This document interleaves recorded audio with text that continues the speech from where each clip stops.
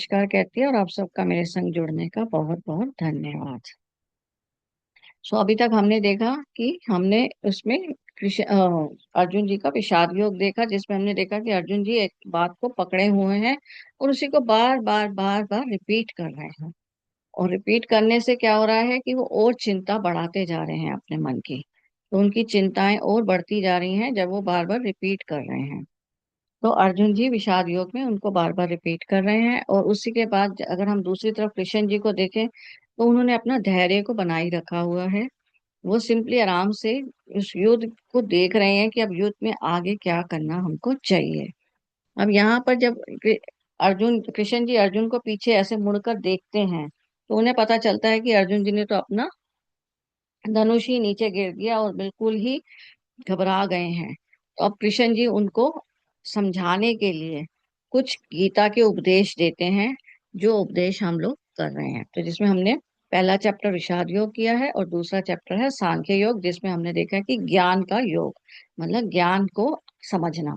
तो जो कृष्ण जी अर्जुन जी को दे रहे हैं न, उसी में हमने देखा था कि जब कृष्ण जी अर्जुन को ज्ञान दे रहे हैं तो आत्मा के बारे में बता रहे हैं, कर्मास के बारे मैम में बता रहे हैं। मैम हाँ जी। मैम हाँ मैम जी। डेली का यही टाइम रहेगा अब।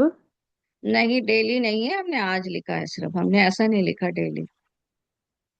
अच्छा अच्छा। ऐसा कुछ वो प्रश्न मैम हो को तो टाइमिंग का बाद में पता नहीं पूछ चल पा सकते हैं रहा आप है ना, लोग।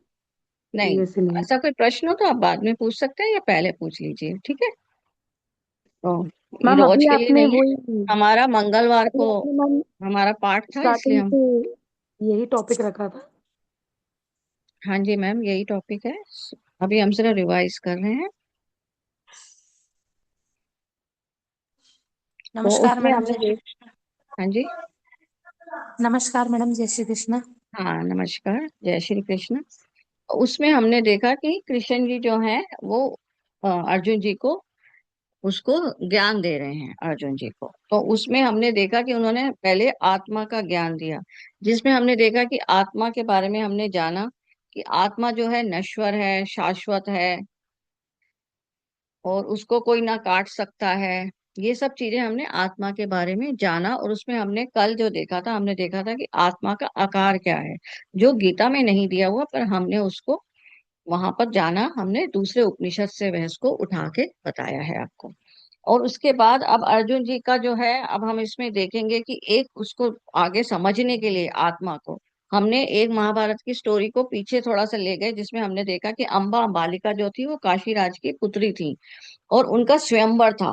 और धृतराष्ट्र जी के लिए, ओ सॉरी, फिर हम धृतराष्ट्र बोल गए, विचित्र वीर्य जी के लिए हमको उनके लिए ढूंढना था जब। तो उनके लिए क्या हुआ, भीष्म पितामह जी उनको जीत कर लेकर आए। तो उनको जब जीत कर लेकर आए तो उन दोनों में से अंबा और अंबालिका का, सॉरी, अंबिका और अंबालिका का क्या था, उनका जो विवाह है विचित्र वीर्य से करवा दिया गया, पर विचित्र वीर्य जी की डेथ हो गई। अब विचित्र वीर्य जी की जब डेथ हो गई तो अब आगे वंश कैसे चलाएं, उसके लिए जो वेद व्यास जी हैं उनको बुलाया गया और वेद व्यास जी ने उन लोगों के साथ नियोग विधि के साथ मिलन किया। नियोग विधि के मतलब ये होता है कि किसी और के साथ भी एक ब्याता औरत जो है उनके साथ भी मिलन कर सकती है, पर वो पुत्र जो है वो विचित्र वीर्य जी का ही कहलाएगा। ये नियोग विधि पहले अलाउड थी। तो अब उसमें क्या था कि जब अंबिका जी थी, जो उनको उसमें क्या हुआ, लज्जा आ गई, तो उन्होंने अपनी आईज को बंद कर लिया। जैसे ही आईज बंद की तो उसमें जो अब उनका मिलन हुआ, उससे धृतराष्ट्र जी अंधे पैदा हुआ। जिससे हमने इस स्टोरी से सिर्फ ये समझा कि आपको जब मिलन है उस समय हमारी औरत की और आदमी की जो भावनाएं हैं उन सब का भी मिलन होता है। तो ये सिर्फ शारीरिक संबंध नहीं है, ये भावनाओं का भी संबंध है। जिसमें हमने देखा कि वही, अगर हम कृष्ण जी का देखें तो वहां पर क्या था, वासुदेव जी इसको देवकी जी के साथ मिलन जब करते हैं तो उस सिचुएशन को देखिए, एक जेल में है पर फिर भी उन दोनों ने कितने प्रेम से किया मिलन। तो प्रेम का प्रतीक कृष्ण जी पैदा हुए। अब यहाँ पर हमने ये चीज देखी कि एक आत्मा जो है उसकी जो आगे की जर्नी है उसमें हम पेरेंट्स का भी हाथ होता है। और उसके बाद एक और था कि अंबा जी जो थी, अंबा जी को उन्होंने धृतराज जी को बताया कि मैं तो राजा शाल्व से प्यार करती हूँ, तो मुझको तो नहीं विचित्र वीर्या से शादी करनी। तो ये जो धृतराज जी, सॉरी, भीष्मितामा जी जो है उनको वहां पर भेज देते हैं उनके राज्य में, पर शाल्व जी उनको अपनाने से मना कर देते हैं। तो अम्बा वापस आती हैं और उनको बोलती हैं भीष्म पितामह जी को कि अब मेरे से आप शादी कीजिए, मैं कहाँ जाऊं अब। तो भीष्म पितामह जी ने तो शपथ ली हुई थी, तो वो मना कर देते हैं। तो उसके बाद अम्बा जी क्या करती हैं, उसमें ध्यान में चली जाती हैं और वो तप करने लग जाती हैं। जब वो तप करती हैं तो शिव जी प्रसन्न होकर उनको वरदान देते हैं कि आप जो हैं अगले जन्म में भीष्म पितामह जी की ही मृत्यु का कारण बनेंगी। अब वो जब इनको ये पता चलता है तो वो क्या करती हैं कि अब अगले जन्म के लिए वेट नहीं करती हैं, वो इमीडिएटली क्या करती हैं, अग्नि कुंड में कूद जाती हैं।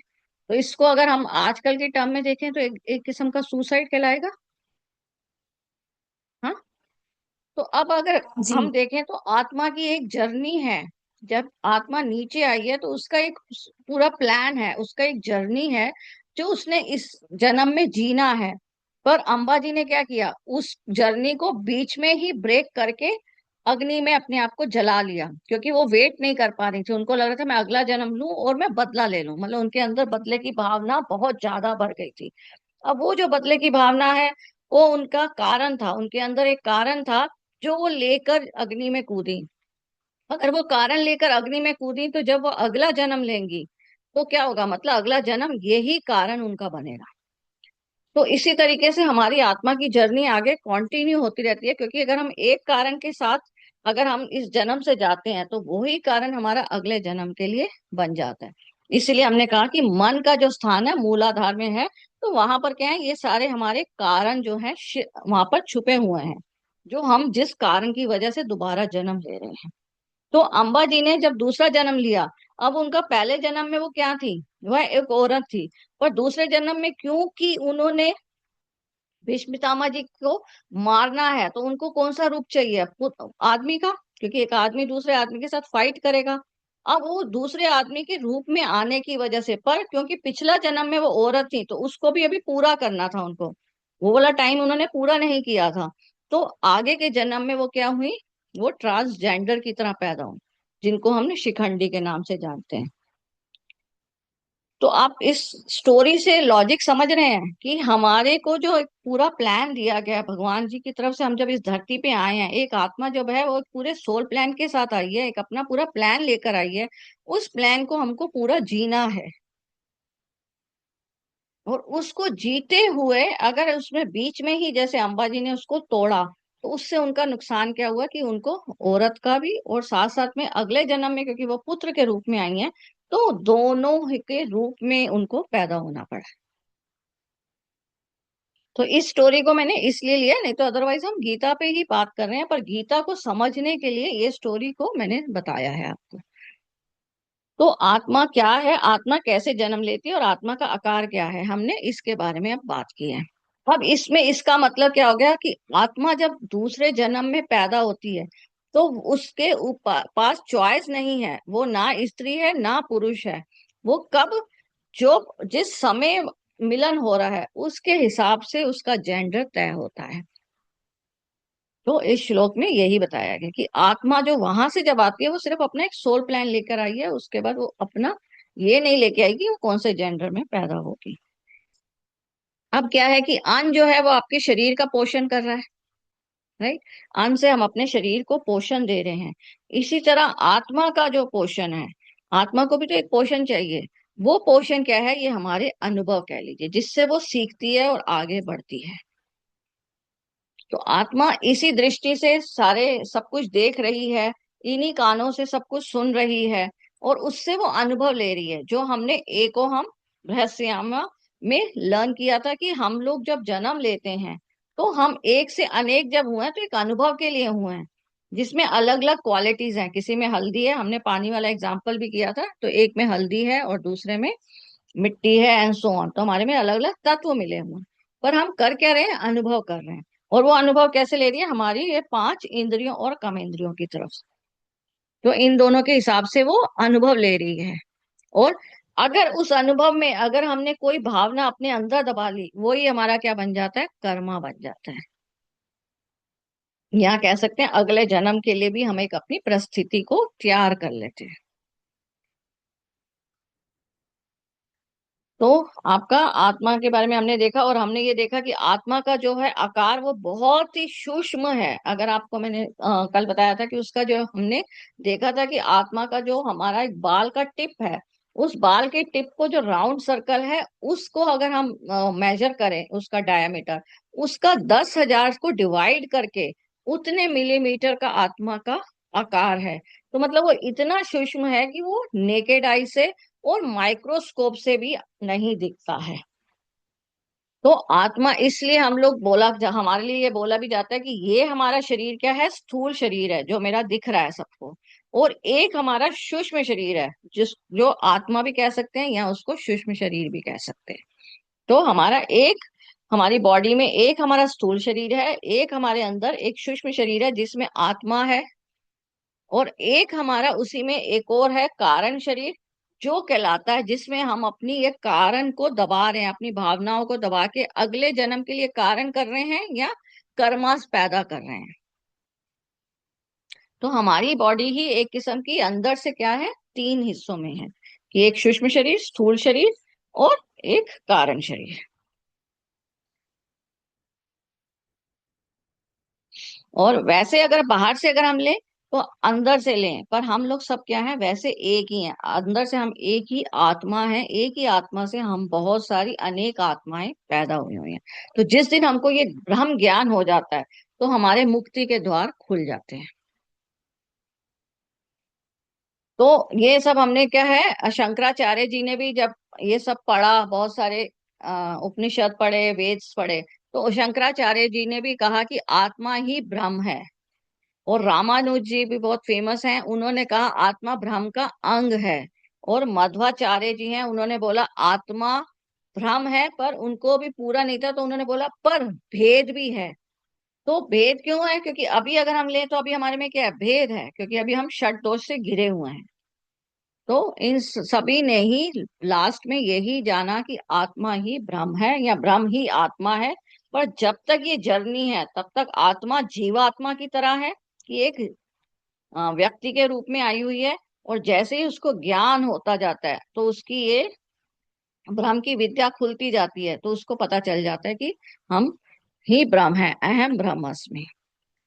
तो इसी आत्मा को कहीं जगह पे अगर आप देखें तो एनर्जी भी बोला जाता है, राइट। उसको अभी हम बाद में आगे कवर करेंगे। अभी मैं आत्मा के ऊपर ही पूरा आत्मा के हिसाब से पूरा बता रही हूँ जो अभी हमारे श्लोकास में है।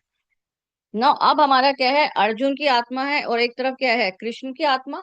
अगर हम सांख्य योग में देखें तो हम लोग अभी इस समय दो आत्मा के बारे में देख रहे हैं, कि एक हमारे में अर्जुन की आत्मा है और दूसरी कृष्ण की आत्मा है। अर्जुन की आत्मा युद्ध को किस तरीके से ले रही है, एक चिंता और भय की तरह ले रही है। कृष्ण की आत्मा क्या ले रही है, एक धैर्य से ले रही है उस युद्ध को। तो कृष्ण की आत्मा तो धैर्य से ले रही है, और अर्जुन की आत्मा क्या ले रही है, चिंता से ले रही है।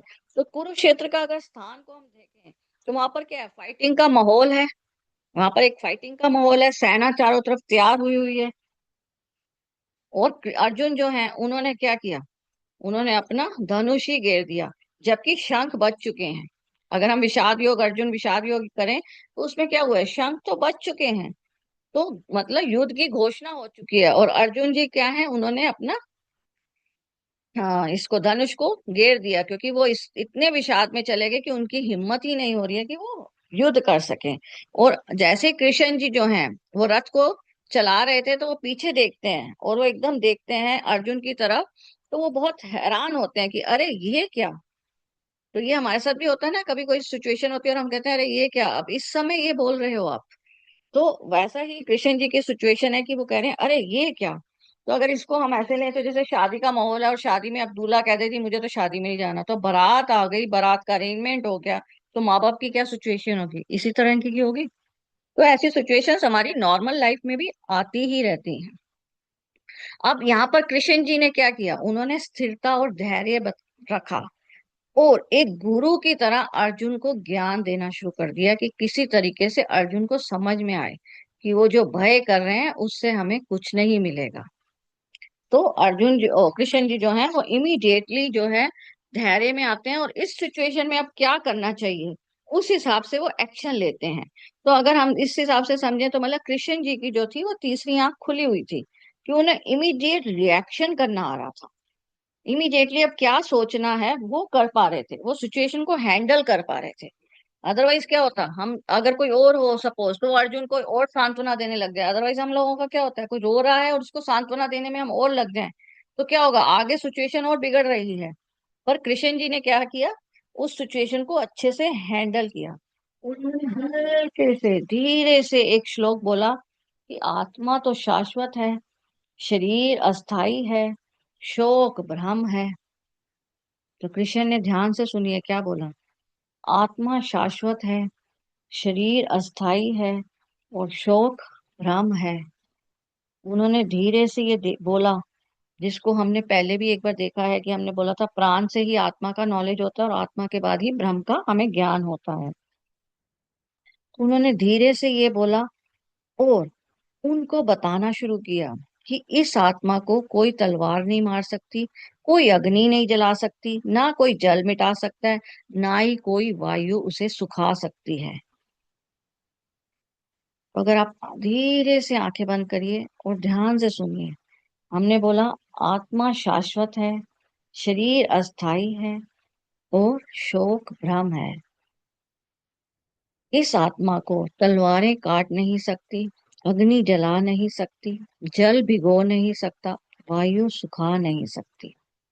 अगर हम इसको गहराई से देखें तो आत्मा क्या है, आत्मा क्या है, जो शाश्वत है। आत्मा ही शाश्वत है, आत्मा ही नश्वर है। और अगर हम इस तरीके से देखें तो हम इसको इस तरीके से भी देख सकते हैं कि हम इससे मृत्यु को समझ सकते हैं, कि मृत्यु किसकी होगी, सिर्फ इस शरीर की होगी। आत्मा तो यहाँ से निकल जाएगी और दूसरा शरीर धारण कर लेगी। तो मृत्यु को उन्होंने कृष्ण जी ने अर्जुन को समझाया कि मृत्यु क्या है। उन्होंने आत्मा नहीं समझाई, उन्होंने मृत्यु समझाया कि मृत्यु का भय की कोई जरूरत ही नहीं है। हम सब में क्या रहता है, मृत्यु का एक भय रहता है। और उन्होंने बताया कि इसके भय की कोई जरूरत नहीं है। क्यों? क्योंकि हमारे अंदर जो है, जो अंदर आत्मा है, वो ही असली मैं है। वो तो पूरा सुरक्षित है, वो एक मकान की तरह है। तो एक मकान में आंधी आए तूफान आए, आप सुरक्षित हैं। तो आत्मा आपका क्या है, एक मकान की तरह है। उन्होंने बोला कि तूफान आ रहा है या कुछ भी आ रहा है, पर आप उसमें सुरक्षित हैं। तो आंधी आई गुजर गई, आंधी आई चली गई, और आप क्या हैं, आप सुरक्षित हैं। तो एक शरीर धारण किया, दूसरा शरीर धारण किया। मैंने जब तक ये अनुभव पूरा नहीं किया, तब तक मैं शरीर को धारण करती जा रही हूँ, धारण करती जा रही हूँ, क्योंकि मुझको वो अनुभव पूरा करना है। तो वो अनुभव पूरा करने के लिए मैं विषाद में बैठ के अगर उसी को ही पकड़े रहूंगी, तो मैं उस अनुभव को पूरा नहीं कर सकूंगी। मुझको अनुभव को पूरा करना है। तो उन्होंने इन श्लोकों के थ्रू अर्जुन को बताया कि आत्मा क्या है। आत्मा आपके लिए क्या है, एक सिंपली हमारे लिए शाश्वत है और नश्वर है। और वो एक कपड़े की तरह एक जन्म लेती है, मतलब एक मनुष्य का रूप धारण करती है, दूसरे मनुष्य का रूप धारण करती है, और तीसरे मनुष्य का रूप धारण करती है। तो ना वो मरती है, ना ही मारी जा सकती है। वो अजन्मा है, अविनाशी है। तो आत्मा आपकी इस तरीके से काम कर रही है। आत्मा सिर्फ शरीर बदल रही है, मतलब वो अपनी यात्रा का रुख बदल रही है। तो अगर हम अपने जीवन को देखें तो बचपन में क्या है, आप विद्यार्थी हैं, विद्यार्थी जीवन वापस नहीं आया। फिर आपका यंग यंग स्टेज आई, वो भी वापस नहीं आती। फिर आपकी वृद्ध अवस्था आई, वो भी वापस नहीं आती। तो आप अभी भी देखें तो आत्मा क्या कर रही है, अभी भी अनुभव ले रही है। तो वो वाला जो हमारा बीत गया है उसको वापस नहीं लाती, समय लौटता नहीं है, वो सिर्फ परिवर्तन करता है। तो जीवन एक परिवर्तन है। तो हमारा जीवन जो है वह सिर्फ एक परिवर्तन है। तो हम इस तरीके से आत्मा को समझ सकते हैं कि ये जीवन जो है वह सिर्फ एक परिवर्तन के लिए। पर हम परिवर्तन से क्या हो जाते हैं, भयभीत हो जाते हैं। हम परिवर्तन से भयभीत होते हैं। इसमें आप अगर लें तो क्या होता है, अगर हमारा क्या होता है कि कोई बच्चे हैं, बच्चे घर छोड़ के चले गए तो हमें लगता है कि उन्होंने तो हमारा परित्याग कर दिया।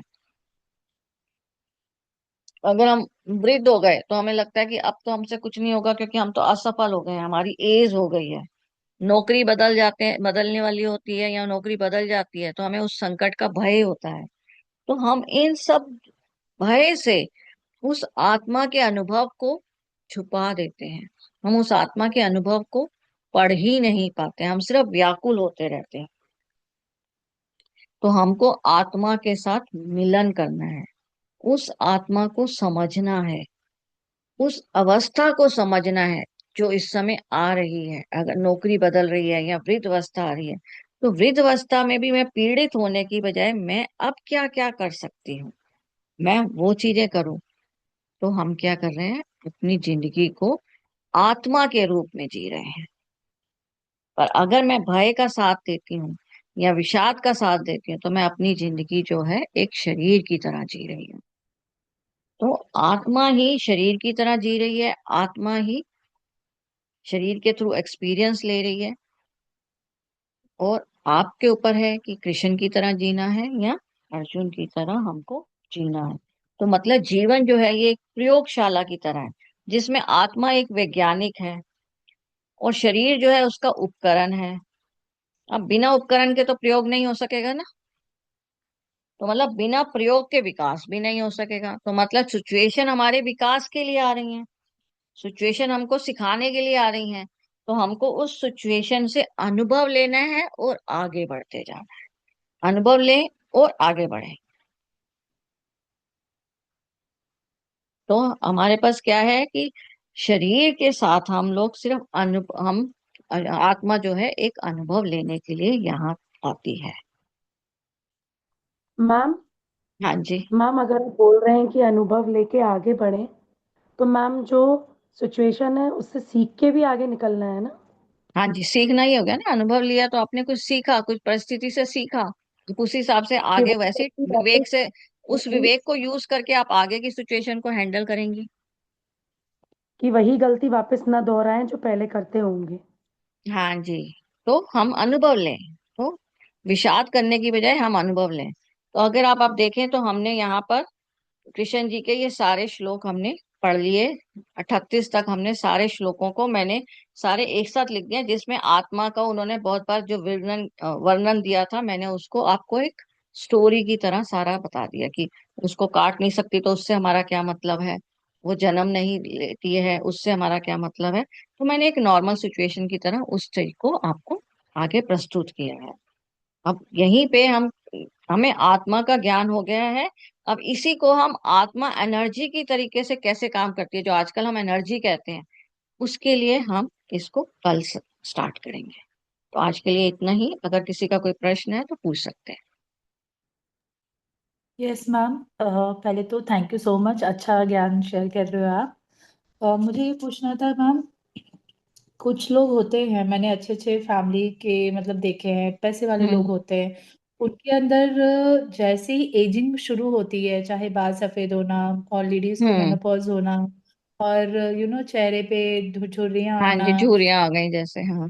तो वो लोग इस चीज को इतना इंसल्ट फील करती हैं कि अब तो क्या होगा, अब तो हम बुढ़ापे में आ रहे हैं, फिर पता नहीं अभी हम नहीं ठीक रहेंगे तो हम बाद में बुढ़ापे में हमको कौन सहारा देगा। मतलब पैसे हैं, सब कुछ है, फिर भी एक्सपेक्टेशन ज्यादा है और डर है कि ये बुढ़ापा क्यों आ रहा है, कितनी अच्छी जवानी थी, मैं कितनी अच्छी सुंदर थी। बहुत सुंदर क्वेश्चन, बहुत ऐसे सुंदर लोग क्वेश्चन। कैसे, बहुत तो सुंदर ये क्वेश्चन मैम। ये कौन बोल रहा है? ऐसा मैम हाँ, तो मैं हाँ जी, वही हाँ जी। पूछना चाह रही हूँ, वैसे लोगों को कैसे आत्मा से आप इसके लिए, हाँ, connect इसके करें? लिए क्या है कि अभी आप मतलब उनको कहेंगे गीता, ऑफ कोर्स वो नहीं समझेंगे इस समय, मतलब उनका, क्योंकि अभी ये क्या है कि वो उस डर को बहुत ज्यादा कहते हैं ना, उसके साथ जीना सीख गए हैं। मतलब उस डर की आदत पड़ गई है उनको। तो वो अब उनकी धीरे धीरे ही निकल सकती है। तो उनको आप, अगर आपके जैसे पेरेंट्स हैं या कोई भी है, तो उनको हमें नहीं नहीं साइकोलॉजिकली करो बेटा। हैंड। एक मिनट, बीच में मत बोलिए ना ऐसे, हम हमें समझ ही नहीं आता फिर हम किसको बिटिया बोल है, रहे हैं। बिटिया है, मेरी बिटिया है। बोली क्या कर रहे हो मम्मा, उसको आज पता चला ना। सॉरी, हाँ, तो आप बिटिया है म्यूट मेरी। कर लीजिए ना अपने आप को जब आप ऐसा जी बात हो रहा हो तो, जी। ठीक है। हाँ, तो आप, अब क्या है कि एक्चुअल में क्या है, यही है, इसीलिए कहा जाता है कि गीता का ज्ञान बहुत जरूरी है। तो आप कोशिश कीजिए उनको भी ये दिखा दीजिए अगर वो देखना चाहें। क्योंकि अभी क्या है कि वो इस सिचुएशन में हैबिचुअल से हो गए हैं, समझ रही हैं आप। तो अब उनको हम कहते भी हैं जैसे कि गीता से समझे या वो, क्योंकि उनको गीता वही वाली पता है, जैसे हम बता रहे हैं वो वैसी वाली नहीं समझना चाह रहे हैं। तो उसके लिए यही है कि उनको उनके उस पर छोड़ दिया जाए। क्योंकि अब आप उनमें नहीं चेंजेस ला सकते, उनको अगर चेंजेस लाने हैं तो वो उनके अंदर की ही जागृति उनके अंदर से लाएगी। बस आप आसपास का माहौल ऐसा बना सकते हैं कि प्लेजेंट, उनको लगे कि हाँ, अरे बच्चे कितने खुश हैं, बच्चे आगे जिंदगी अच्छी जी रहे हैं। तो उस टाइप की बातें उनके आगे प्रस्तुत कर सकते हैं। जैसे हम सब भी वो फेस करते हैं पेरेंट्स पेरेंट्स के। तो सिर्फ यही है कि हम उनको अगर ये दिखाएं कि बच्चे अब अपनी जिंदगी में इतने खुश हैं कि उनको अब ये है कि वो आगे जी रहे हैं, तो आपकी प्रेजेंट, जी। आपकी वजह से हम आगे बढ़ रहे हैं, मतलब कि आपकी मेहनत थी वो रंग ले आई। इस टाइप के कुछ छोटे होते हैं ना एग्जाम्पल्स, उनको दे के उनको बातों मोटिवेट से। कर सकते हैं। तो प्लीज आप बीच में मत बोलिए। तो आप उससे जब सॉरी। मोटिवेट करते हैं तो उससे उनके ये वाले धीरे धीरे उनको अब ये होता है कि मृत्यु की एक्सेप्टेंस उनमें बढ़ने लग जाती है कि हाँ ठीक है, अब हमारी एज हो गई है, ये तो जिंदगी का मतलब परंपरा ही है ना कि आना है जिसने वो जाना है। तो हमारे यहाँ सिर्फ उतना ही रोल है, उसके बाद भी अगर वह नहीं समझ रहे हैं तो आप कुछ भी नहीं कर सकते, क्योंकि वो उनकी आत्मा ने अगर नहीं डिसाइड किया। तो अगर उनका मतलब मन जो है उनके ऊपर अब हैवी है, तो आप नहीं कर सकते। इसके लिए बस एक चीज आप कर सकती हैं, आप उनको बिठाएंगे अपनी अपने ही ध्यान में, हल्के से आईज बंद करके, और उनको अपने सामने अपने ध्यान में बिठा के अपनी तीसरी आंख से उनकी तीसरी आंख पे एक तार सी बांध दीजिए, समझ रहे हैं, एक डोर सी। और बोलिए कि मैं प्रेम हूं और यही प्रेम मैं आप पर फैला रही हूँ। आप देखेंगे 15 दिन में उनमें फर्क आने लग जाए। मैम ये नॉन फिजिकल रूप में बैठाना है ना, हाँ मतलब जी, हाँ जी, जरूरी नहीं कि नॉन फिजिकल फॉर्म फिजिकल में रूप में, बैठे। बिल्कुल नॉन फिजिकल उनकी रूप। उनकी पूर्ण आत्मा को बैठाकर हाँ सामने। जी, हाँ जी, पूर्ण उनकी आत्मा कह सकते हैं आप, अच्छा वर्ड पकड़ा आपने कि पूर्ण आत्मा को। तो वो आप अब इमेजिनेशन हो गया, मतलब जैसे होता है ना आइज में जब आप ध्यान पे बैठती हैं, तो आप उनको इस तरह करें, आपको धीरे धीरे पता चलेगा। इवन ये वाला ही प्रेम जो है आप अपने घर में भी फैला के देखिए, आपको पता चलेगा सराउंडिंग्स में जो आ रहे हैं ना, उनकी अपने आप ही सोच में फर्क आने लग जाता है। ओके। क्योंकि आप यस किसी मैम। को डायरेक्ट, कई बार कुछ होता है कि आप डायरेक्ट नहीं समझा सकते, पर प्रेम एक ऐसी चीज है जो आप फैला सकते हैं, जो कृष्ण जी ने किया था। तो इसलिए कोई माखन को भी चुराते थे तब भी उनको वो प्यार ही करते थे सब। उन्होंने चीर चुराए, मतलब वस्त्र चुरा रहे हैं, फिर भी उनको पसंद करते थे सब। तो सिंपली सिर्फ कभी भी कोई ऐसी टेंशन नहीं लेनी है, बस आपका ये जो पीछे का स्पाइनल कॉर्ड है वो स्ट्रेट हो, ताकि आप कॉस्मिक से कनेक्ट हो सके। उस समय आइज बंद कीजिए, हल्की सी लंबी सांस लीजिए और ऐसे इमेजिन कीजिए, आपको दिखेगा धीरे धीरे परिवर्तन एटमॉस्फेयर में। और मैम आपने एक जो शिकंडी वाला चीज बताया था कि वो हाँ जी। कैसे आई, तो आपने आत्मा का भी बताया था, तो बोला था कि जब आत्मा आती है तो वो बहुत सूक्ष्म रूप में रहती है। और उस हम्म। वो लेकिन वो डिसाइड करके नहीं आती कि उसको इस जन्म में औरत बन के आना है या आदमी हम्म। बन के आना है। हम्म। तो ये हम्म। डिसीजन उसका कब स्टार्ट होता है, कब पता चलता है अच्छा, कि वो हाँ जो अब मुझे है वो आप गर्भ उपनिषद पढ़ेंगे ना, उसमें है उसका डिस्क्रिप्शन। तो कभी अगर हमारा हिसाब बनेगा, हम ये कंप्लीट करेंगे, तो हम एक बार उस पार्ट को ले लेंगे, ठीक है। तो थैंक यू उसमें मैम। बताया जाता है थैंक कि वो यू। कैसे डिसाइड होता है कि ये मतलब चाइल्ड कौन से जेंडर का होगा टाइप। तो उसमें पूरी और अभी आत्मा तक तो वो, अंदर गर्भ में कैसे मतलब घुसती है, और फिर गर्भ में उसका क्या मतलब रहता है, रोल कहते हैं ना, क्योंकि मैम अभी औरत तक उसको। साइंस में जाना था कि कुछ जो आदमी का सीरम होता है और जो लेडीज का ओवम होता है उसके थ्रू वो जो एक्स एंड वाई बनते हैं, उससे नहीं, पता वही चलता है, है गर्ल है कि स्टोरी वही बॉयफ्रेंड है। है, वही है, अभी भी वही है, कुछ वैसा नहीं है। पर उससे से जेंडर डिसाइड होता है, तो वो उसका मतलब डिस्क्रिप्शन में उसमें बताया गया है कि वो जेंडर मैम मतलब मुझे कैसे भी डिसाइड। यही पता चला था कि जेंट्स का जो वो कहता है हाँ, उनकी उसमें जो वही सारा कुछ है जो आप बोल रहे उसी हैं से साइंस डिसाइड में, होता है अब वही सब लड़का कुछ है, है मतलब वो लड़की। पहले से ही वहां जी पर जी गर्भ जी। उपनिषद में लिखा हुआ है। XY क्रोमोसोम्स जो आप बोल रहे हैं वही सब है।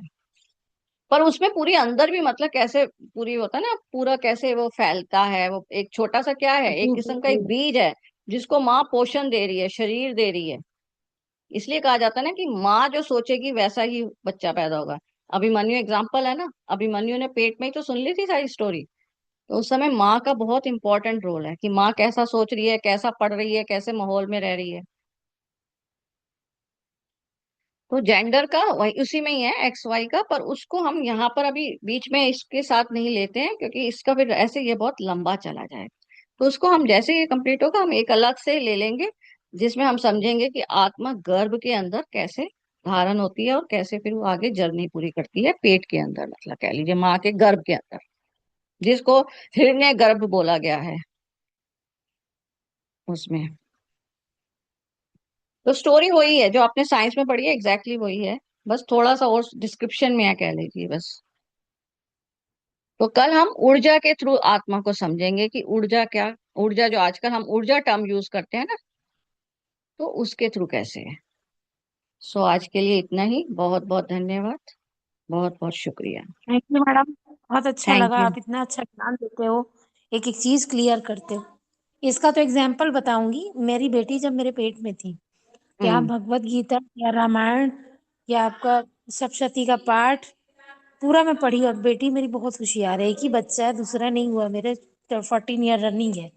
तो बहुत ओके। होशियार है, उसका दिमाग इतना तेज है कि अपने आप उसके ट्यूशन बदलते गए, स्कूल बदलते गए, उससे ज्यादा नहीं बोलूंगी मैं। बस बहुत उसको अच्छा है ज्ञान भी बस। बहुत है, माइंड शार्प है, बहुत तेज। बहुत बहुत धन्यवाद। Thank you ma'am, thank you. Thanks, thank you.